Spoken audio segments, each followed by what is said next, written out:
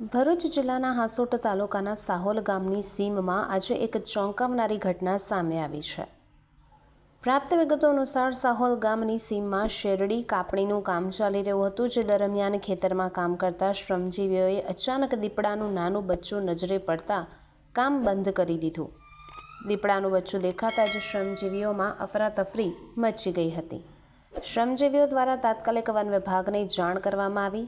જાણકારી મળતાની સાથે જ વન વિભાગની ટીમ ઘટના સ્થળે પહોંચી દીપડાના બચ્ચાને સુરક્ષિત રેસ્ક્યુ કરાયું। વન વિભાગે આસપાસના વિસ્તારમાં દીપડાની માતાની હાજરી હોવાની શક્યતા વ્યક્ત કરી છે, જેના પગલે ખેતરમાં પાંજરું ગોઠવી દેવાયું છે અને બચ્ચાને પાંજરામાં રાખવામાં આવ્યું છે, જેથી માતા દીપડો બચ્ચાને લેવા આવે ત્યારે તેને પકડી શકાય। ઘટનાના પગલે સાહોલ ગામ અને આસપાસના વિસ્તારોના ગ્રામજનોમાં ભય વ્યાપી ગયો છે।